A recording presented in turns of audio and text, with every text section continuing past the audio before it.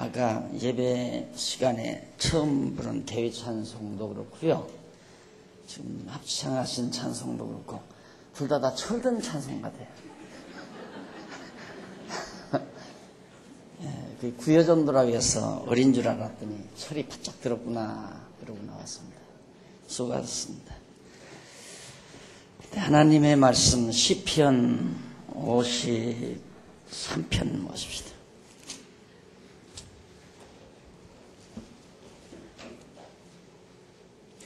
시편 53편.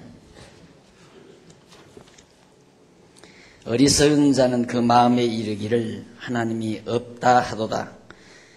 저희는 부패하여 가증한 악을 행하며 선을 행하는 자가 없도다. 하나님이 하늘에서 인생을 구워 살피사 지각이 있는 자와 하나님을 찾는 자가 있는가 보려 하시는 자 각기 물러가 함께 더러운 자가 되고 선을 행하는 자가 없으니 하나도 없도다. 우선 3절까지 봉독을 했습니다. 시편 53편은 거기 보면 다윗이 마스길 영장으로 마할랏에 맞춘 노래다라고 나와 있습니다. 이 마할렛은 슬픈 음율이라고 했습니다. 아주 서글픈 음율을 마할렛이라고 그러는데 그런 서글픈 음율에 맞춰서 이 교훈적인 그런 노래인데 그 어떤 역사적인 배경을 깔고 이 시를 읊었는가? 물론 분명히 알려져 있지는 않습니다. 그러나 이 시가 간직하고 있는 그런 내용을 보아서 도획이라고 하는 도획 사건 사무엘상 22장에 있습니다. 근거로 노래한 52편과 10사람들이 들은 사건 사무엘상 23장 19절로 23절에 나오는 내용입니다. 노래하는 54편 사이에 있는 그런 점으로 봐서 이런 내용이 쭉 시들이 1편, 2편, 4편 안에 이제 끼어 있잖아요. 53편이. 그런 점으로 보아서 다윗이 사울의 추격을 피해서 황무지, 10이라고 하는 그런 황무지 수풀에 들어가 있을 때 그때 부른 노래로 추정이 가능합니다. 그리고 본편 시의 그 내용이 14편 앞에서 이미 상고한 14편 내용과 거의 같고 5절의 내용만 표현을 조금 달리했다. 그러니까 14편에서 읊었던 그런 시와 대부분은 다 같은데 5절 내용만 조금 변형이 되어 있습니다. 그런 의미에서 이제 황무지에 피신하면서 하나님 앞에서 찬양을 했던 그런 내용. 지난번에도 제가 말씀드렸지만 하나님 앞에서의 찬양은 슬플 때도 찬양하고 황무지에 피해 다니면서 곤고할 때에도 찬양하고 형통할 때에도 찬양하고 찬양의 상황은 상관이 없죠. 근데 우리들의 보편적인 그 관념은 평화롭고 좋을 때는 찬양하고 좀 내가 환경이 어려워지면 불만과 짜증을 하게 되고 이렇게 단순하게 생각을 하는데 하나님 앞에서의 찬양은 관계가 없다. 슬플 때는 슬픈 노래로 찬양을 하고 기쁠 때는 기쁜 음료를 통해서 찬양을 하고 사실 다윗이 선왕이 아니죠. 그 당시에 권력자인 사울에게 잡히면 죽게 돼 있는 그런 그냥 각박한 상황에서 정말 초라하게 몇몇 무리들과 함께 들녘을 헤매는 그 모습을 우리는 상상을 해보십시오. 인생 사는 것도 아니고 늘 두려움과 공포, 때로는 저 언덕너미에서 갑자기 나를 잡아줄 그런 대적들이 몰려올 것만 같은 그런 긴장감 속에서 한 시간 한 시간을 하루하루를 보내야 하는 다윗으로서는 참 긴박한 상황이 아닐 수 없습니다. 그런데도 그런 상황에서 오늘 53편과 같은 찬양을 부르는데 그 1절로 우선 그 3절까지 보면은 인생 중에 선을 행하는 자가 하나도 없다는 사실을 다윗이 이제 노래를 합니다. 여기서 어리석은 자는 물론 이제 정말 하나님이 없다고 하는 자가 어리석은 자죠. 어리석은 자는 그 마음에 이르기를 하나님이 없다도다. 하나님을 경외하지 아니하고 하나님을 모르는 자, 또 이방인들, 악한 이방 백성, 하나님이 없다고 한다면서 그들은 부패하고 소행이 가증하여 선을 행하는 자가 하나도 없다. 곧 하나님을 찾아 경외하는 자도 있을 수가 없죠. 이 하나님이 없다고 하는 자가 가장 악한 자고 어리석은 자고 미련한 자다. 그러면서 여호와께서 하늘에서 인생, 즉 이 땅에 사는 모든 인생들을 다 굽어 살피셔서 저들이 정말 지각이 있는가, 사람이 가져야 될 지각을 가지고 사는가, 이것을 찾아서 보려고 하지만은 다 치우쳐서 다 거기서 지각을 다 잃어버리고 함께 더러운 자, 곧 하나님을 거역하는 자가 됐다. 이 더럽다고 하는 말은 하나님을 거역하는 행위를 더럽다고 묘사를 하죠. 그러면서 선을 행하는 자, 곧 하나님을 찾는 자, 더러운 자, 하나님이 없다고 하는 자, 하나님을 배역하는 자, 하나님을 찾는 자, 선을 행하는 자, 다 그렇게 연결해서 이해를 하시면 됩니다. 이는 다윗이 여호와께서 이방 백성 중에 하나님을 찾아 경외하는 자가 하나도 없다고 그렇게 말씀하신 사실을 하나님께서 노래합니다. 여기서 말하는 선행은 인륜적인 도덕적 선행은 물론 아니죠. 그러나 우리는 항상 인륜적으로 나는 사람답게 좋은 일 많이 하면서 또 봉사도 많이 하고 덕을 많이 세우면서 살았다. 그러니 나는 선한 인간이다 라고 대부분 인간이 그렇게 생각하지만은 성경이 말하는 선이란 전혀 그것과 멀다는 것을 누누이 제가 말씀을 드렸습니다.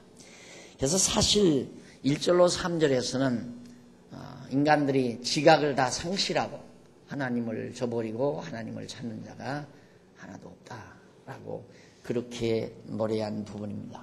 이 결국 하나님을 찾아서 경외하는 자만이 정말 지각이 있는 자다. 지성을, 소위 지성적인 감각을 가진 자다.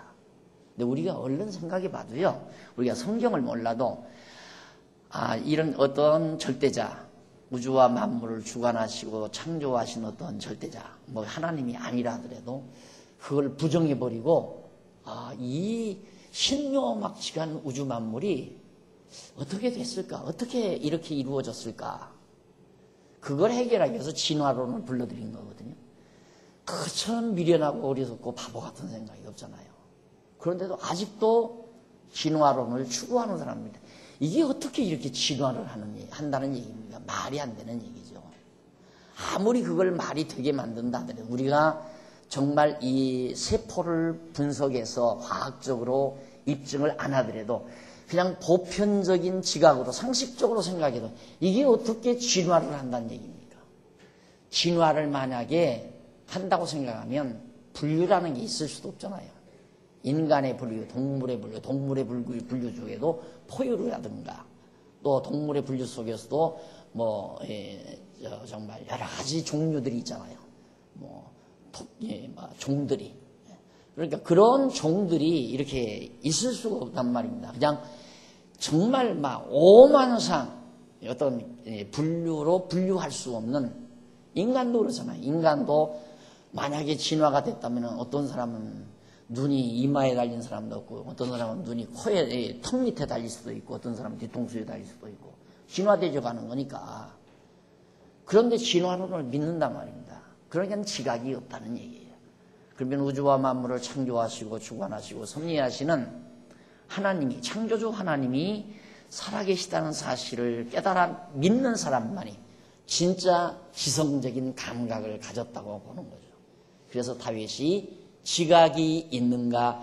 하나님이 인간들 모두에게 누가 지각이 있는가? 지성적인 감각을 가지고 있는가 하고 살펴보지만 하나도 없다. 다윗은 지금 여호와 하나님께 찬양하면서 하는 얘기예요. 그러면서 이제 4절로 그 이하 7절까지 해서 다윗은 원수의 잔멸을 구해요. 자기를 죽이려는 원수들을 다 멸해달라는 것을 하나님께 구하면서 낙헌제, 즐거운 마음으로 헌신하는 제사를 하나님께 드리며 감사한다는 그런 서원을, 하나님이 이제 분명히 나를 대적하는 모든 대적들을 다 하나님이 진멸하실 거니까, 멸하실 것이니까 나는 그때 정말 즐거운 마음으로 나 자신을 헌납하는, 하나님께 드리는 그런 즐거운 제사, 낙헌제라고 그러죠. 낙헌제. 하나님께 드리고 감사한다는 그런 서원을 하나님께 드려요. 그러니까 그런 마음의 소원을 다윗이 노래로 담습니다. 그래서 다윗은 그 4절에 보면 하나님은 나의 돕는 자시라 주께서 내 생명을 붙드는 자와 함께 하시나이다 라고, 주께서 내 생명을 붙드는 자와 함께 하십니다. 자기의 생명을 하나님이 반드시 보호해 주신다. 그러면서 보라 하면서,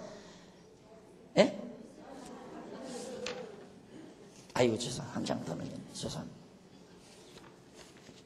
왜 근데 이제 얘기해요? 4절로 5절, 6절, 앞에서 3절까지 했죠. 3670페이지 4절로 5절에 보면 죄악을 행하는 자가 이스라엘 백성에게 수치를 당한다라고 그렇게 노래를 합니다. 죄악을 행하는 자는 물론 악한 이방 백성을 뜻하기도 하고 하나님을 대적하는 자들을 뜻하기도 하고, 하나님을 알지 못해서 무지하기에 그들이 떡 먹듯이 여호와의 택하신 이스라엘 백성을 괴롭히면서 여호와를 부르지 아니한다고 그렇게 노래합니다. 어떻게 하나님을 찾아야 되는데 이 지각이 없는 몰지각한 인간들이 하나님을 이렇게 대적하는가? 그래서 죄악을 행하는 자는 무지하니요, 지각이 없느니요, 무지하다. 무지하다는 말은 짐승같죠. 짐승 같은 존재다는 얘기입니다. 그래서 베드로도 그런 말을 하죠. 그 속에는 이성 없는 짐승 같은 존재다. 하나님을 저버리는 자는 이성이 없다. 이성이 없다는 말은 이성이 지각작용을 하잖아요. 지각이 또 이성작용을 하기도 하고. 그런데 그 이성이 없다는 말은 지각이 무디다는 얘기거든요. 무지하다. 그런 자들은 결국 짐승과 같은 존재다. 이론의 그 틀은 이렇게 되어 있습니다. 하나님이 없다 하면 내가 하나님이죠. 인간이 하나님이죠. 그렇죠. 하나님이 없으면 내 멋대로 한다. 그래서 인간들은 개방을 요구해요. 개방. 자꾸 억지하지 말라. 그럼 개방사회란 어떠한 사회인가? 과거에는 기득권자들이 힘없는 자들을 지배하며, 왕족이 백성을 지배하며 살잖아요. 특권층이 나약한 층들을 지배하며 살고, 그걸 없애버려라. 지배계급을 없애버려라. 우리는 다 자유인이다. 그래서 개방이라는 말은 개개인의 인격을 존중하자. 그러니까 어떻게 얼른 보면 참 멋있어요. 개개인의 인격을. 그래서 이 개방사회는 휴머니즘을 근본 바탕으로 인간의 소중함을 먼저 전제하고 하는 얘기입니다. 그건 이제 하나님이 없다는 사람들은 인간처럼 소중한 게 어디 있습니까? 인간이 가장 소중하죠. 그래서 인간은 다 평등하다. 누구나 인간은 평등하기 때문에 개개인의 인격을 존중한다. 이제 이렇게 출발하는 거거든요. 그러다 보니까 내가 하나님인 거예요. 내 멋대로, 내 마음대로. 그리고 내 마음대로 규제하는 거, 내 마음대로 하고 싶은 걸 규제하는 걸 풀어라. 그런데 그 푸는 걸 그냥 다 풀어버리면 사회가 혼란이 오니까 숫자 많은 사람의 의견 따라서 풀자 이거예요. 숫자가 많은 사람의 의견을 따라서. 그게 소위 민주주의 하나의 근간이 되지는 거죠. 그래서 이제 숫자 적은 사람은 어차피 좀 마음대로 안 되더라도 할 수 없이 포기하고 따라야 된다. 숫자 많은 사람의 의견에 따라줘야 된다. 이런 이제 편법을 써서 개인의 그 소중함이 좀 결여돼도 소중함이 무시돼도 대중의 의사에 따라가주는 그런 제도를 통해서 이렇게 사회라고 하는 질서를 이렇게 얽어놓고 살아가는 것이 우리들의 삶의 모습이죠. 근데 결국 하나님을 없애버리면 짐승으로 이렇게 떨어져요. 짐승 세계로 떨어져요. 그러니까 결국은 개인주의 해놓고 보니까 개인주의 해놓고 이제 경쟁 사회로 경쟁하며 살자. 그러니까 경쟁은 좀 사악하잖아요. 그러니까 거기다가 앞에다가 전제를 붙여 선의의 경쟁, 선한 뜻의 경쟁을 하며 살자. 선의의 경쟁이라든 어쨌든 경쟁은 경쟁이에요. 동물 세계가 경쟁 사회가 아니에요. 약한 놈은 죽어요. 어쨌든 간에 강한 놈만 살고 경쟁하는 데는 힘이거든요. 지금도 우리 인간 사회도 선의의 경쟁. 그래 사람 죽이는 무서운 무기 만들어서 쳐들어가가지고 막 몇십 명, 몇백 명, 몇만 명씩 막 죽이고 살상하고 그게 선의의 경쟁입니까? 아니잖아요. 그러니까 우리가 얼마나 지금 모순투성이인 사상적 바탕 위에 엄청난 미련스러운 제도를 만들어서 우리가 살아가고 있는가? 그걸 우리가 느낄 수가 있는 거죠. 우리는 이 세계에 그냥 젖어 살기 때문에 이게 당연한 걸로 그냥 알아요. 그러나 우리들이 살아가는 생활의 모든 틀이, 제도의 틀이 정말 모순투성이인 사상적 바탕에 근저하고 있다. 그러니 미련한 거죠. 결국 따지고 보면 짐승이에요. 강하면 살아남고 약하면 죽어요. 동물도 그러잖아요. 그러니까 베드로가 말한 것처럼 하나님이 없다 하면 결국 이성 없는 짐승 같은 존재들이다. 진짜 개방사회 보십시오. 짐승이랑 똑같잖아요. 결국 짐승들이 살아가는 것처럼 그렇게 살아가요. 자, 이래서 다윗은 어떻게 하나님을 불러야 할, 하나님을 부르지 아니하는 그런 미련함, 하나님을 불러야 할 자들이. 그러면서 5절, 저희가 두려움이 없는 곳에서 크게 두려워하였으니 너를 대하여 진친 저희의 뼈를 하나님이 흩으심이라. 하나님이 저희를 버리신 거로 네가 저희로 수치를 당케 하였도다. 저희로 수치를 당케 하였도다. 하나님이 저희를 버리신 거로 네가 저희로 수치를 당케 하였도다. 시온에서 이스라엘을 구원하여 줄 자 누구인고 하나님이 그 백성의 포로된 것을 돌이키실 때에 야곱이 즐거워하며 이스라엘이 기뻐하리로다. 결국 하나님을 모르고 미련한 어리석은 자들이 다 멸하고 다 진멸됐을 때 결국 하나님께 감사하며 하나님께 찬송하는 하나님의 택한 백성들의 모습을 여기서 노래하고 있는 겁니다. 그 다음에 이제 54편 넘어가는데요. 54편은 1절로 7절까지입니다. 7절인데 이거 역시 구원해 주시길 구하고 하나님 앞에 나를 구원해 주십시오 라고 구하면서 하나님께 제사드리며 감사한다 이렇게 노래하죠. 아까는 악인이 찾지 않은 하나님을 이스라엘이 기뻐한다. 악인이 안 찾는데 우리는 그 하나님을 기뻐한다 라는 얘기입니다. 그 다음 이제 1절로 3절은 거기 54편 1절로 3절 나오는데 이 시는 54편 시는 다윗이 지휘자를 따라서 현악에 맞췄다고 그래요. 현악인데 줄로 된 악기죠. 부른 교훈적 노래로서 10사람이 황무지에 살고 있는 그 황무지에 산다고 하는 건 유랑민들이에요. 결국. 그러니까 이렇게 황무지에 거처하다가 지나가는 상인들 보면 덮쳐서 강탈하고 탈취해서 그렇게 살기도 하고 무서운 자들이죠. 사울에게 찾아가 피해 다니는 다윗이 자기들의 거주하는 곳에 숨어 있다는 사실을 말해주는데, 이게 다윗이 지금 그 황무지에 숨어 있는데 그 고약한 사람들이 이제 사울에게 정보 제공을 한 거예요. 지금 우리 거처하는 이 부분에 지금 다윗이 와서 숨어 있다.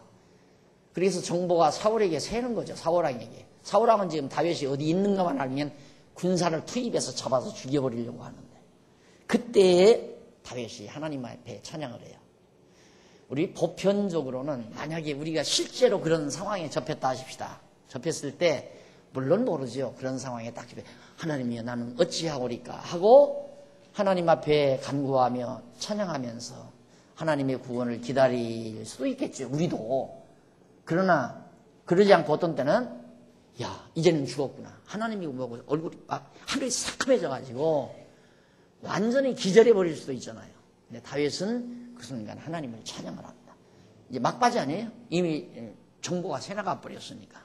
그럴 때 하나님을 찬양하는 내용인데, 하나님이여 주의 이름으로 나를 구원하시고 주의 힘으로 나를 판단하소서.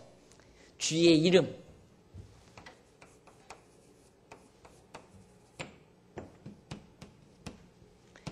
주의 이름으로 나를 구해달라. 그래서 항상 여러분 그 이름이 나오면 여호와를 생각하십시오. 그러면 아주 쉽게 이해가 가요. 어떻게 주의 이름으로 나를 구해줄까? 주의 이름으로 나를 구해달라는 말은 여호와 아니십니까? 이 말이죠. 주님의 이름이 여호와거든요. 여호와에 의해서 나를 구해달라. 분명히 하나님께서 나로 하여금 이스라엘의 왕위에 앉게 해주신다고 언약하셨고, 그 왕위는 견고하고 영원하리라고까지 말씀을 했는데 나는 아직 왕위에 오르지도 않았습니다. 그런데 지금 엉터리 왕인 사울이 나를 잡아 죽이려고 지금 쫓아다니는데, 내가 여기 숨어 있다는 정보가 지금 사울에게로 다 전달이 됐습니다. 그러니까 그러면 주님의 이름은 뭡니까? 이 말이에요. 주의 이름이 여호와 아닙니까? 언약대로 이루신다고 하는 여호와 아니십니까? 그러니 그 이름으로 봐서라도 나를 구원해 주셔야 됩니다. 이 말이죠. 그래서 주의 이름으로 나를 구원하시고 주의 힘으로, 능력으로 나를 판단하십시오. 그 말이 판단하소서. 하나님이여 내 기도를 들으시며 내 입의 말에 귀를 기울이소서. 내 기도 들으셔야 됩니다. 내가 지금 하는 말을 하나님 들어주셔야 됩니다. 의인이 일어나 나를 치며 강포한 자가 내 생명을 수색하며 하나님을 자기 앞에 두지 아니하였음이니이다. 그러니까 다윗의 생명을 계속 찾아서 잡아 죽이려고 지금 막 추격하는 저 인간들이 하나님을 자기 앞에 두지 않고 있습니다. 하나님의 뜻을 전혀 생각지 않습니다. 하나님 두려운 줄도 모르고 그 말이죠. 사울이 하나님 두려운 줄 알고 하나님이 여호와이심을 알았다면 다윗 죽이려고 하겠어요? 그러니까 결국은 실수도 범죄도 하나님을 모르면 범죄가 나가요.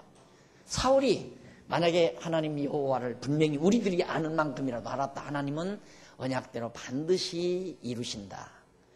그러면 그렇게 막 사악한 마음 가지고 다윗 죽이려고 하겠어요? 다윗 죽이려고 하는 게 아니라 다윗이 만약에 혹시 자기에게 좀 잘못했다 하더라도 잘못한 것도 없어요. 백성들의 인기를 좀 받은 것뿐이에요. 백성들이 만세를 사울에게 돌리고 천세를 다윗에게 돌려야 되는데 만세를 다윗에게 돌리고 천세를 사울에게 돌리니까 열받을 거 아니에요. 사울이. 그래서 시기가 나서 죽이려고 하는 거거든요. 시기가 나서. 그러면 여호와를 알면 시기가 나는가? 진짜로 알면 시기 질투 날 필요가 없죠. 하나님께서 다윗을 내 뒤를 이어서 자기 뒤를 잇는다기보다 하나님께서 다윗을 왕위에 올리기 위해서 백성들로 하여금 정말 만세를 부르게 하시는구나.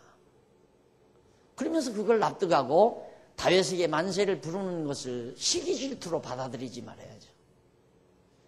결국은 그런 악심이 시기 질투가 사울의 마음속에 들어가니까 하나님의 뜻을 생각지도 않고 죽이려고까지 범죄의 행위가 발전하잖아요. 그러니까 결국 범죄는 하나님이 여호와를 모르는 데서 범죄가 이루어진다고 그렇게 우리들이 생각을 해도 틀림이 없는 일이죠. 우리가 지금 이 땅에서 신앙생활하면서도 그렇습니다. 누가 내 돈을 떼먹었다, 1,000만 원을 떼먹었다, 100만 원을 떼먹었다, 이렇게 떼먹었다고 생각했을 때 미움과 증오가 생기면 이제 밤잠이 안 오는 거죠. 저런 걸 어떻게 보복을 하나, 저걸 어떻게 돈을 받아내나, 야 어떻게 손보는 애들한테 시킬까, 당신 거기서 1,000만 원 받아내라, 받아내면 내가 300만 원 너 주고 700만 원만 나 달라. 그래서 그런 손보는 애들한테 부탁해가지고 가서 쥐어 패든가, 안 그러면 뭐 집문서를 어떻게 하든가 해서 막 강제적으로 뺏어다가, 그러다 보면 이제 심하게 되면 칼도 맞을 수 있고, 잘못하면 상처도 나고, 잘못하면 생명까지 위협하기도 되고, 이런 사악한 일들이 마구 벌어지는 거죠. 그러나 여호와 하나님을 깨닫게 되면 내 돈을 떼먹는 사람이 불쌍하고 가련하고 측은하죠. 그렇게 느껴져야 돼요. 너는 왜 그렇게 악역만 맡아서 애를 쓰느냐, 이렇게. 예수님도 그랬잖아요. 예수님은 알죠. 가룟 유다가 악역을 맡은 걸 알고 있었잖아요. 그러니까 그 좁은 시간, 마지막 6월절을 만나서 6월절을 잡수면서 제자들하고 오랜만에 같이 앉아서 이제 정말 쫑파티를 하는데, 쉽게 말하면 떡을 먹고 잔을 마시고 얼마나 좋은 시간이에요. 예수님이 선생님이니까 제자들 하나하나 불러서, 야 너 이제 장가 가야지 않느냐, 너 뭐 이러면서 이제 참 주고받는 훈훈한 시간을 가져야 되는데, 그런 좋은 시간에 무슨 찬물 끼얹을 일이 있어요? 가룟자가 바구니에다가 떡바구니에 손을 넣으니까, 야 너는 떡 먹을 생각하지 말고 나가서 내 일이나 해라. 나가서 빨리 날 팔아서 잡혀 죽게 만들어라, 이 말이에요. 이게 가짜는 거죠. 그러나 만약에 여호와 하나님을 모르는 예수님이라면, 얘들아 내가 하나 정말 아주 심각한 문제 하나를 내가 공개하겠다. 그럼 제자들이 쭈그랄 거 아니에요. 요놈 해치워라. 요거 배신하고 나갈 놈이다. 그러면 11제자가 너 이 새끼 나와. 얼마 스승을 네가 어떻게 팔아먹으려고 그러나. 그냥 해서 안매장 했을 거 아니에요. 하고도 남죠. 예수님은 안 그러잖아요. 하나님의 정하신 뜻 따라 만사를 섭리하신다는 사실을 예수님이 알고 있기 때문에, 지금 내 이 고통스러운 것 같으면 어서 이 고난의 잔을 내게서 떠나게 했으면 좋지만은, 하나님 떠나게 해주십시오. 가능만 하면. 그래도 아니까, 여호와를 아니까. 그러나 내 뜻대로 마옵시고 아버지 뜻대로 하옵소서. 이것이 바로 여호와 하나님을 아는 지각 있는 사람들의 감각적인 태도라, 이 말이죠. 지성이 있는 자들의 감각적인, 지성적 감각을 가진 자들, 즉 여호와를 아는 지식을 가지고 있는 자들, 지혜의 근본이신 여호와를 아는 자들의 지혜로운 행위라, 이 말이죠. 여러분, 오늘 이 시를 감상하면서 지금 말씀드리는 이 얘기를 계속 곱씹어도 여한이 없습니다. 일평생 사시면서 또 곱씹고 또 곱씹으면서 사십시오. 그래야 마음에 평안이 와요. 안 그러면 보복심, 억울함, 분노, 증오, 그래 저놈이 3년 동안 내가 데리고 다니면서 제자랍시고 그래도 저를 내가 아끼고 데리고 다녔는데 저놈이 이제 와서 나를 배신하고 날 악당들에게 팔아먹어? 그냥 다 박살내고 싶은 주고심이 발로될 수밖에 없잖아요. 우리의 마음에 선심, 선한 마음이 자리 잡을 수 있는 가장 유일한 근거가 주님의 이름입니다. 여호와의 이름. 그래서 여호와를 아는 것이 지혜의 근원이다 하는 이유도 거기에 있는 거고요. 그래서 5절에 보면 주께서 내 원수에게 악으로 갚으시리니, 아주 단호하게 단정하잖아요. 주께서 내 원수에게, 사울에게 하나님께서는 악으로 사울 그냥 완전히 죽어버리도록 그렇게 갚으실 거다. 왜냐하면 주의 성실함으로 저희를 멸하소서. 성실함, 신실함, 성실함, 신실함 같은 말이에요. 성실함. 예, 언약대로 반드시 이루시는 성실함, 신실함으로 반드시 사울을 하나님이 멸하실 겁니다. 반드시 멸하십시오. 그 말이죠. 저희를 멸하소서. 내가 6절 내가 낙헌제로 즐겁게 드리는 제사로 주께 제사하리이다. 하나님 앞에 내가 낙헌제로 제사하고 여호와여 주의 이름에 감사하오리니, 여호와라는 주님의 그 이름에 언약대로 이루니까 감사할 수밖에 없잖아요. 주의 이름이 선하심이니이다. 이 주님의 이름이 참 선합니다. 좋습니다. 이 말이죠. 왜? 다윗에게 너무너무 좋잖아요. 다윗을 하나님이 다윗에게 언약에서 이스라엘의 군왕의 자리에 앉게 언약에 놓으시고 그 언약대로 반드시 이루기 위해서 다윗을 죽이려는 사울을 멸하려 하나님이 멸하실 거니까. 그래서 여호와의 이름이 너무너무 좋습니다. 선하십니다. 대저 주께서 모든 환난에서 나를 건지시고, 왜냐하면 이는 그 말이죠. 이는 대저 주께서 모든 환난에서 나를 건지시고 내 원수가 보응받는 것을 나로 목독해 하셨나이다. 목독, 눈으로 보도록 하셨습니다 하면 우리가 얼른 볼 때 이미 이루어진 걸로 보여지잖아요. 그렇게 눈으로 볼 수 있도록 하셨습니다. 이 사울을 다 죽이고 멸하신 걸 다윗이 이렇게 봤다 이 말이에요. 근데 그 봤다는 말이 아니라 이제 앞으로 분명히 하나님은 자기의 눈으로 볼 수 있도록 하나님께서 다 예정해 놓으셨나이다 그 말이, 정해 놓으셨나이다. 그러니까 반드시 자기는 사울 죽는 걸 자기 눈으로 볼 것을 알아요 다윗이. 왜? 여호와의 이름, 이 이름 때문에. 그러면서 이 정말 아주 급박한 상황, 긴박한 상황, 당장 이제 사울의 군대가 투입될 판인데 그런 상황에서 이 얼마나 당당합니까? 아주 당당하잖아요.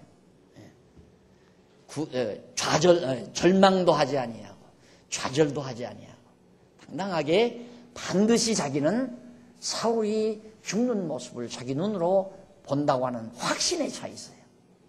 이것이 여호와를 경외하는 신앙입니다.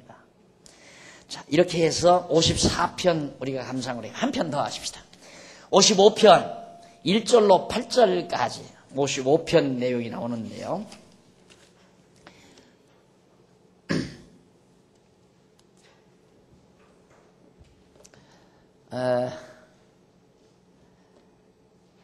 거기 1절로 8절 거기 보면 기도를 들으시고 원수에게 구원해 주시라는 그런 간구노예요. 하나님이여, 내가 하나님 앞에 기도하는데 이 기도 듣고 나를 원수에게서 구원해 주십시오. 그런데 이때 그 배경은 압살롬 반역 행위가 계속되는 동안에 하나님 앞에서 불렀던 그런 찬양입니다. 그러니까 다윗이 상황 따라서 하나님 앞에 이렇게 찬양을 써서 하나님을 찬양하고 기도하고, 기도와 찬양은 엄밀히 따져서 딱 구분할 수가 없어요. 찬송이 기도고 기도가 찬송이고 찬양이 하나님께 대한. 그런데 상황 따라서 다 지어놨는데 그것이 이제 그 상황이 같은 부류의 같은 성질의 찬양들을 이렇게 이제 수집해서 이 시편 전체의 구조적인 논리적 구조를 따라서 이제 배치를 해가지고 이렇게 시편 전체를 엮어놓은 겁니다. 그러니까 지금 우리가 살피고 있는 것은 전체적으로 보아서 하나님 앞에서 죄악 중에 죄를 짓고 정말 고통하는 그런 상황 중에서 하나님 앞에 기원하는 찬양이라고 그랬죠. 그런 죄악 중에서 기원하는 찬양 중에서 간구와 제사, 서원시라고 그랬습니다. 제사. 죄를 많이 짓고 고통하는 상황 속에서도 하나님 앞에 간구하며 기도하는 시. 이게 51편부터인데 지금 우리가 지금 55편 지금 상고해 가고 있습니다. 자, 하나님이여, 그때 하나님이여 내 기도에 귀를 기울이시고 내가 간구할 때에 숨지 마소서. 내게 굽히사 응답하소서. 내가 근심함으로 편치 못하여 탄식하오니 이는 원수의 소리와 악인의 압제의 연고라. 저희가 죄악으로 내게 더하며 노하여 나를 핍박하나이다. 내 마음이 내 속에서 심히 아파하며 사망의 위협이 내게 미쳤소다. 두려움과 떨림이 내게 이르고 황공함이 나를 덮었도다. 나의 말이 내가 비둘기같이 날개가 있으면 날아가서 편히 쉬리로다. 내가 멀리 날아가서 광야에 거하리로다. 다윗은 정말 어디 그냥 사람이 없는, 너무도 자기를 죽이고 해하려는 자들이 막 이렇게 몰려오고 계속 찾아다니니까 내가 날개가 있다면 그냥 헐을 날라서 아무도 없는 그런 곳에 가서 편안히 쉬고 싶다. 그런 거친 세상을 살아가면서.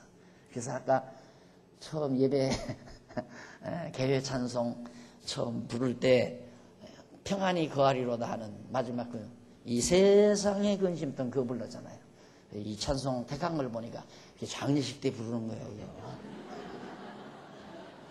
그래서 그 찬송을 부르는 걸 봐서 철들었구나. 그래서 정말 살아봐야, 이 세상 아무리 살아봐야 안식할 곳이 없잖아요. 편히 거할 곳이 없잖아요.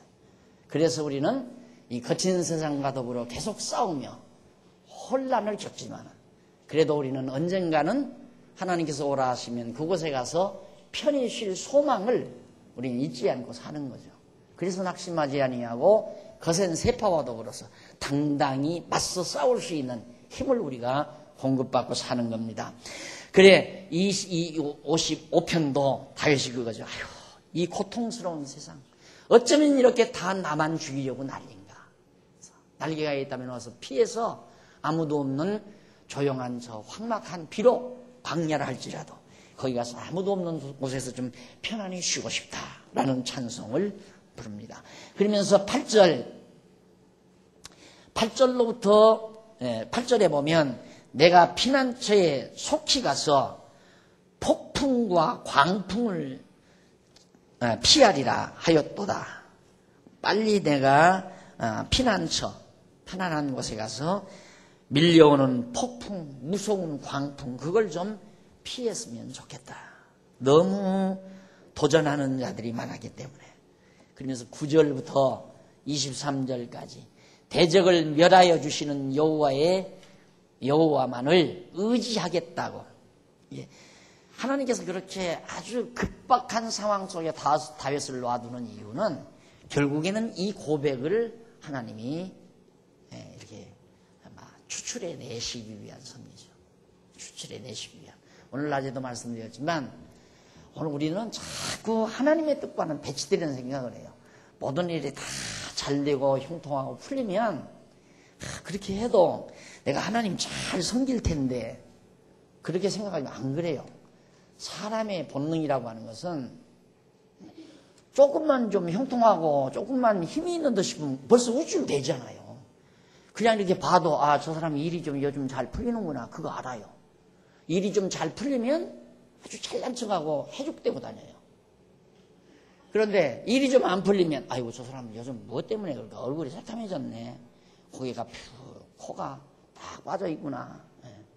그렇게 상황 따라서 자기가 좌우되고 있다 이 말이에요. 인간은. 하나님 안 속아요. 그렇게 생각하는 건 우리의 어리석음이에요. 그러니까 하나님이 우리에게 어려움을 주는 것을 야속하게 생각하면 안 돼요. 하나님이 나를 또 한 번 경성시키는구나. 다윗에게 이런 막 광풍처럼 폭풍처럼 대적들이 다윗을 치려고 몰려들게 하신 이유가 뭔가. 9절, 내가 성내에서 강포와 분쟁을 보았사오니 주여 저희를 멸하소서, 저희 혀를 나누소서. 혀를 다 잘라버리라 이 말이에요. 나누라는 말. 그러니까 예루살렘 성 안에 있을 때 많은 사람들이 막 얼마나 자기를 죽이려고 음모하고 그런 모습을 다윗이 보았다는 얘기죠. 그러니 저들이 그 잔악한 혀를 다 잘라 버렸으면 좋겠습니다. 나누란 말은 자르란 얘기죠. 저희가 주야로 성벽 위에 두루 다니니 성중에는 죄악과 잔해함이 있으며 악독이 그 중에 있고 압박과 괴사가 그 거리를 떠나지 않도다. 지금 예루살렘 성 안에는 다윗을 성에서 내쫓으려고, 다윗을 내쫓으려고, 압살롬이 이제 다윗을 내쫓고 자기가 왕의 자리에 앉으려고. 그런 압살롬의 무리들이 지금 막 예루살렘, 다윗이 이제 왕위에 앉았을 때인데 이렇게 막 지금 맴돌고 있고 온갖 음모를 펴고 있다 이 말이죠. 나를 책망한 자가 원수가 아니라 원수일진데, 원수가 아니라 내가 참았으리라. 원수라면 정말로 내가 참겠습니다. 근데 원수가 사실은 아니다. 아들이다 이 말이에요. 쉽게 말하면. 압살롬이 자기 아들 아니에요.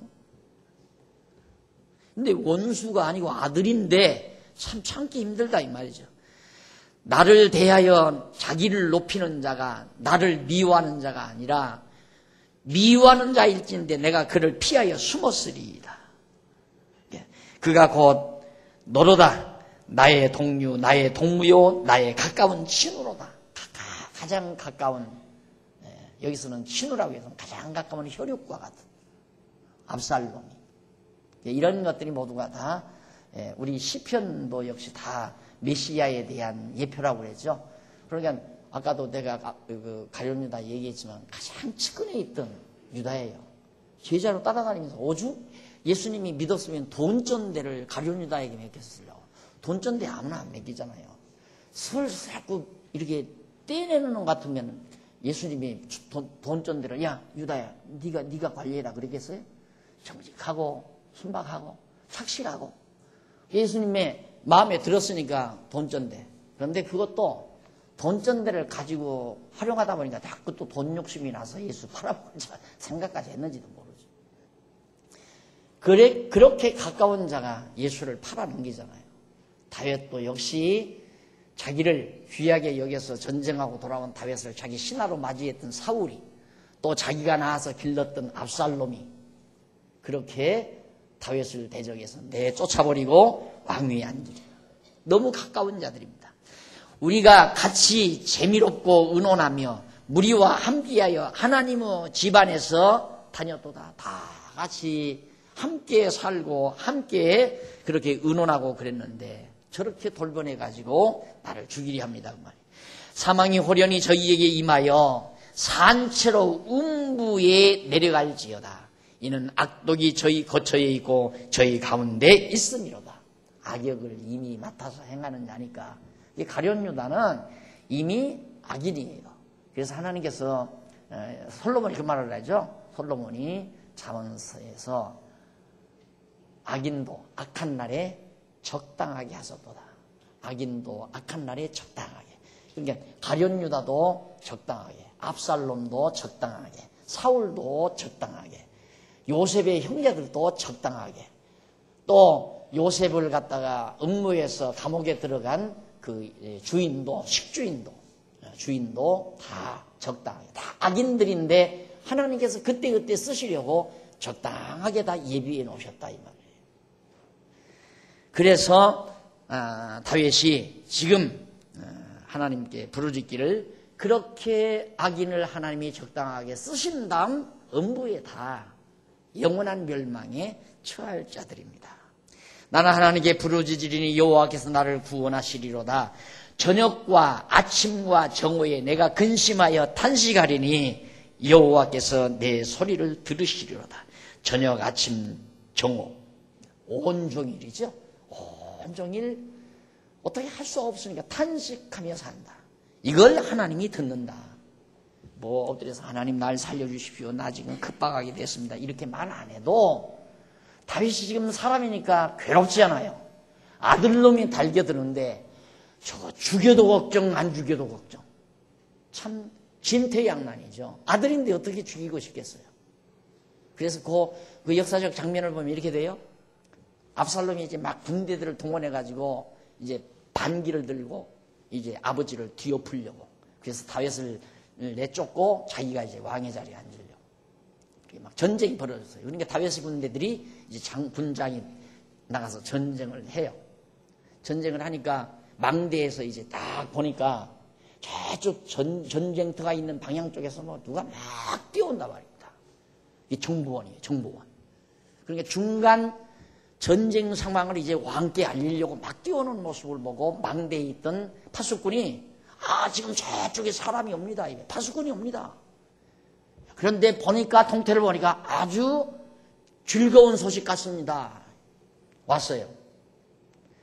파수꾼이 또 도착을 했는데 오니까 이제 정보원이 도착을 하니까 파수꾼이 다윗에게 이렇게 안내했을 거 아닙니까? 또 가니까 대차고차 다윗이 묻기를 내 아들 압살롬이 평안하더냐라고. 그러니 뭐라고 보고하겠어요? 보고하러 온 것은 압살롬이 지금 완전히 막 말 타고 막 전쟁하다가 압살롬이 머리가 참 잘생겼다. 머리털이 아주 우람하게 잘생겨가지고 그 머리를 가지고 전쟁을 하면서 말을 타고 전쟁하다가 그만 나무 밑을 지나가다가 나무까지 이 머리가 걸린 거예요. 그러니까 말은 쑥 빠져나가고 머리가 나무까지 매달려서 대롱대롱 있는 걸 이쪽 다윗의 군사가 가서 쳐서 죽여버린 거예요. 그래서 이 기쁜 소식, 대적이 죽었습니다라고 보고하러 왔는데 내 아들 압살롬이야 평안하더냐? 라고 물으니까 뭐라고 대답하겠어요?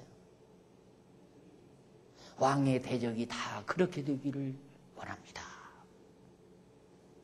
왕의 대적이 다 압살롬처럼 되기를 원합니다. 다윗이 통곡했잖아요. 그러니까 온통 신하들이 몸둘 바를 모르는 거예요. 예, 그런 상황 속에서 다윗이 정말 밤낮으로 탄식할 수밖에 없는, 그래서 나를 대적하는 자 많더니 나를 치는 전쟁에서 저가 내 생명을 구속하사 편안하게 하셨도다. 태고부터 계신 하나님이 들으시고 편치 아니하신 여호와 하나님을 경외치 아니하는 자에게 보응하시리로다. 결국 하나님은 다윗의 생명을 보호해 주셨다. 그리고 하나님을 경외치 않은 자에게 하나님은 보응하십니다. 그리고 결국 자기를 대적하는 자는 망한다 그 말이에요. 그러니까 여러분, 우리 다 하나님이 택한 백성 아닙니까? 성도를 함부로 대하는 거 아니에요. 우리는 다 하나님이 다 나름대로 선한 일을 예비해서 다 선택해 놓은 백성들이란 말입니다. 그런데 성도가 성도를 해하려고 하는 자는 어리석기 짝이 없는 사람이죠. 해하려는 생각도 말해야 되고 비방하려는 생각도 말해야 돼요. 하나님이 그분을 다 개개인 우리 성도들 다 나름대로, 내가 예를 들어 우리 장모님들을 해하려고 하면 해지겠습니까? 하나님께서 다 장모님으로서 교회의 선한 일에 다 쓰시려고 예비해 놓으셨다가 장모님 자리에 앉도록 하나님이 준비해 놓으셨는데 해하려고 하면 그게 해지겠느냐 이 말이죠. 인간적인 태도로 말하면 그러다가 보면 저 장로는 아주 가시야, 내가 목회하는데 전혀 도움이 되지 않는 사람이야, 이래가지고 인간적으로 목사가 장로를 싫어하고, 그러다 보면 장로님도 날 싫어하는구나, 저거 어떻게 내가 담아내지. 그 다음부터 또 이제 인간적인 방법으로 목사 되면 담아내려고 난리를 치다가 보면 교회가 인간적인 생각 때문에 이제 어그러지지만, 하나님의 뜻은 이렇든 저렇든 정하신 대로 반드시 서지게 되어 있다 이 말이에요. 이게 다 어리석은 짓들이에요. 성도가 성도를 미워하고 증오하고 시기하는 거 다 미련하고 어리석은 짓들이라 이 말입니다. 다윗이 아주 급박한 상황 속에서도 이 사람 하나님 여호와 이름 때문에 정말 하나님만을 의지하고 간구하는, 저는 손을 들어 자기와 화목한 자를 치고 그 언약을 배반하였도다. 다윗과 함께하는 자가 하나님의 뜻에 따르는 자 아니에요. 그런데 미련하게 하나님의 뜻에 따르는 다윗의 군대들을 해하려고 한다 이 말이에요. 그 입은 우유 기름보다 미끄러워도 그 마음은 전쟁이요, 그 말은 기름보다 유하여도 실상은 뽑힌 칼이로다. 아주 부드럽게 속삭이는 사람의 말을 조심하십시오. 여기 나오잖아요. 말은 아주 부드러운데 속에는 칼날이라 이 말입니다. 속에 칼날 지닌 자가 입으로 유하게 속삭이는 말. 그래서 여러분 귀에다 대고 속삭속삭 하는 사람, 그 사람만 조심하면 그래도 상당히 지혜로운 사람이에요. 왜 속삭여요? 당당하면 떳떳하게 회장, 네, 말씀하세요. 당당하게 회의해서 이렇고 이러니까 이렇습니다. 이래야지 뭘 귀에다 속삭속삭. 음모 꾸미는 얘기거든요. 저거 죽이자. 저거 이번에 떨궈트리자 저거. 그러느라고 속삭이는 거예요. 다윗이 지금 그 말 아니에요? 말은 우유보다도 아주 부드럽고 미끄러운데 속에는 칼날을 쳤습니다. 실상은 뽑힌 칼이로다. 네 짐을 여호와께 맡겨버리라. 네 짐을 여호와께 맡겨버리라. 너를 붙드시고 의인의 요동함을 영영히 허락지 아니하시리로다. 네 짐, 네가 지금 아주 해결할 수 없는 무거운 짐을 졌지만 다 여호와 하나님께 전부 다 맡겨버려라. 너를 붙드시고 의인의 요동함을 절대, 의인이란 하나님의 택한 백성을 말하는 거예요. 안 버려요. 하나님이 반드시 함께 하신다. 하나님이여 주께서 저희로 파멸의 웅덩이에 빠지게 하시리이다. 악인들을, 대적들을 피를 흘리게 하며 속이는 자들은 저의 날에 반도 살지 못할 것이나 나는 주를 의지하리이다. 대적들은 그냥 인생의 반도 못 살고, 진짜 압살롬이 반도 못 살고 죽었잖아요. 한참 젊은 날에. 세상이 일륜적으로도 저 아버지를 죽이고 왕의 자리를 탔네. 이 권좌라는 것이 그렇게 더러운 겁니다. 권좌라는 게 너무너무 더러운 거예요. 자, 이런 상황에서 다윗이 어떤 상황에서도 여호와 의지하면서 간구하고 찬양하는 이런 아름다운 시 세 편을 오늘 또 오후 시간에 우리 감상했습니다. 다음 시간 56편 이하를 감상하도록 약속하고 오늘 강의 여기서 마무리합니다. 기도하십시다.